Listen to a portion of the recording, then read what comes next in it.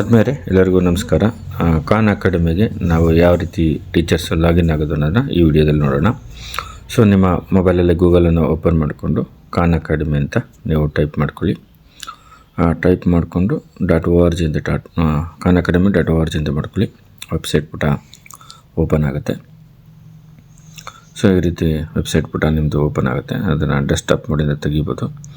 So ಅಲ್ಲಿ 3 ಗೆರೆಗಳು ಬರ್ತದೆ.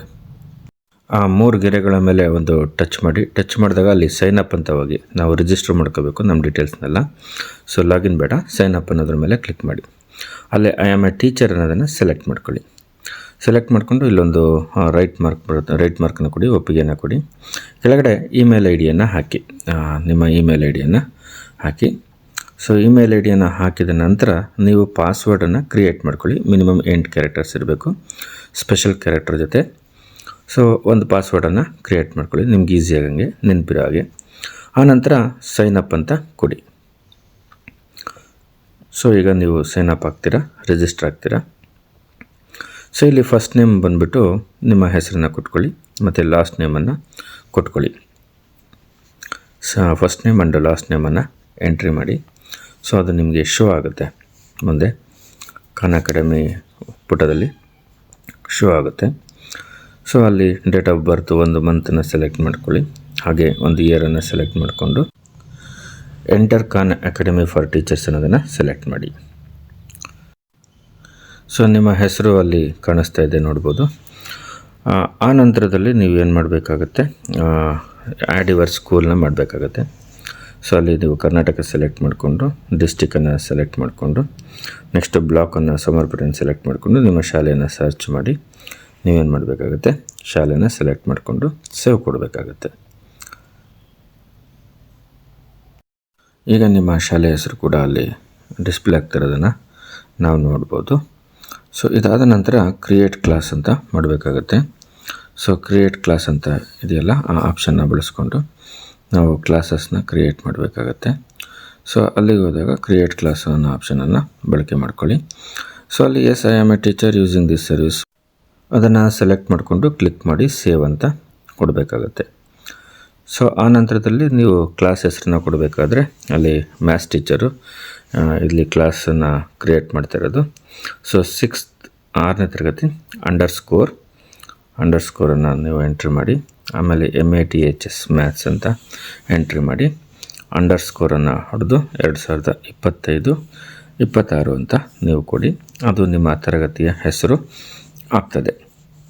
ಸೊ ಇದು ತರಗತಿಯನ್ನು ಕ್ರಿಯೇಟ್ ಮಾಡುವಂತಹ ವಿಧಾನ. ಸೊ 25-26 ಅಂತ ಕೊಟ್ಟ ಮೇಲೆ ಅದನ್ನು ಸೇವ್ ಮಾಡಿ, ಅಥವಾ ನೆಕ್ಸ್ಟ್ ಅಂತ ಇದೆ, ನೆಕ್ಸ್ಟ್ ಅಂತ ಕೊಡಿ.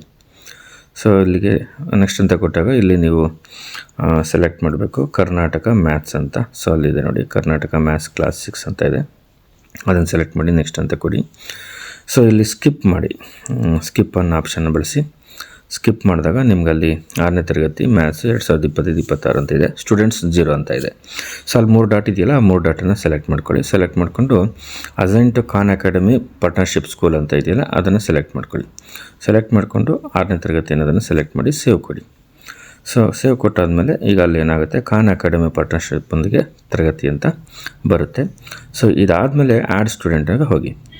So create your students accounts ಅಂತ ಇದೆ, ಅದ್ರ ಮೇಲೆ ಕ್ಲಿಕ್ ಮಾಡ್ಕೊಂಡು ಹೋದಾಗ ಅಲ್ಲಿ ನಿಮ್ಮ ಮಕ್ಕಳ ಹೆಸರನ್ನು ಕೊಡಿ.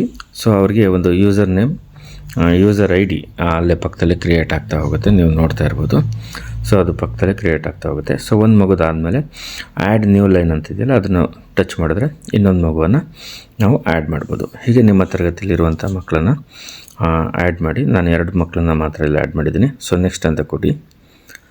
ಸೊ ನೆಕ್ಸ್ಟ್ ಅಂತ ಕೊಟ್ಟಾಗ ಅಲ್ಲಿ ಯೂಸರ್ ID ಬಂದಿರುತ್ತೆ, ಪಾಸ್ವರ್ಡು ಕೂಡ ತೋರಿಸ್ತಾ ಇರ್ತದೆ. ಸೊ ಆ ಪಾಸ್ವರ್ಡನ್ನು ನಾನು ಚೇಂಜ್ ಮಾಡ್ತೀನಿ, ಅದನ್ನು ಡಿಲೀಟ್ ಮಾಡಿಬಿಟ್ಟು ಕಾಮನ್ ಆಗಿ ಎಲ್ಲ ಮಕ್ಕಳಿಗೂ ಒಂದೇ ಪಾಸ್ವರ್ಡ್ ಬರೋ ಹಾಗೆ ನಾನು ಅದನ್ನು ಕ್ರಿಯೇಟ್ ಮಾಡ್ತೀನಿ. ಮ್ಯಾಥ್ಸ್ ಅಟ್ 2025-26 ಅಂತ ಕೊಟ್ಕೊಳ್ತೀನಿ.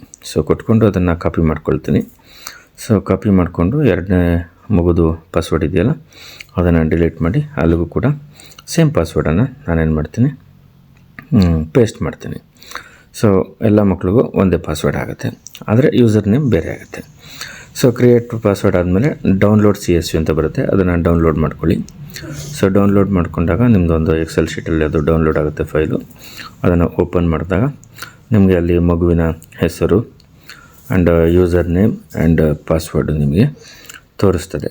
ಸೊ ಅದನ್ನು ಒಂದು ಪ್ರಿಂಟ್ ಕಾಪಿಯನ್ನು ತೆಗೆದಿಟ್ಕೊಳ್ಳಿ ಶಾಲೆಯಲ್ಲಿ.